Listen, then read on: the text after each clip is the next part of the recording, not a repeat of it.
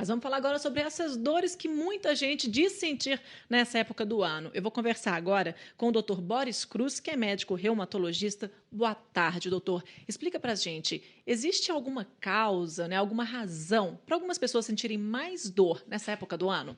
Boa tarde. Realmente é comum escutarmos isso nos consultórios ou dos nossos parentes, que pacientes com doenças reumáticas têm pior dos seus sintomas quando da queda de temperatura. Mas a verdade é que estudos feitos para avaliar essa relação demonstraram que o clima não influencia a evolução de doenças reumatológicas como artrite ou artrose. Isso é então impressão popular, um folclore. E o que pode gerar, então, essa sensação? A gente vê muita gente andando encolhidinha nessa época do ano. Isso pode gerar algum tipo de dor, de desconforto? Pacientes com doenças reumatológicas podem ter momentos de pior a qualquer época do ano. Quando isso acontece no inverno ou quando de temperaturas mais frias, como a gente está vivendo, eles tendem a acreditar essa pior a temperatura.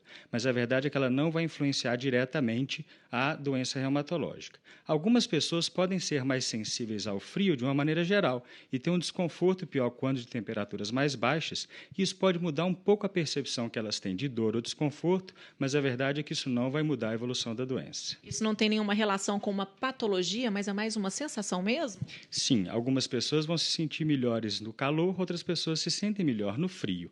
A verdade é que a variação da temperatura não vai influenciar a evolução da doença. Tem gente que nessa época do ano anda descalço no chão frio, no chão de pedra, e já começa a falar que as juntas estão doendo, o osso está doendo, tudo está doendo. Não tem fundamento? Isso diz respeito mais a uma impressão pessoal. Algumas pessoas podem se sentir pior, mas outras vão se sentir melhor. Não existe a relação da queda de temperatura com a piora da doença, e a implicação disso é que os pacientes com doenças reumatológicas não precisam modificar o seu tratamento só pela variação do clima, como a chegada do inverno ou a viagem para um local mais frio. Existe alguma exceção? Existem algumas exceções. Algumas doenças reumatológicas podem sofrer influência, mas não das articulações, como as doenças mais comuns, como a artrite e a artrose.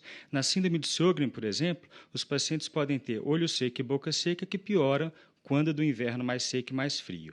Numa outra doença de nome esclerodermia, onde existe alteração da irrigação sanguínea das extremidades, quando a temperatura cai, essa irrigação pode ficar mais comprometida. Mas essas são doenças menos frequentes. As doenças mais comuns, como a artrite e a artrose, que acometem as articulações, não vão sofrer uma influência direta do tempo. Doutor, muito obrigada.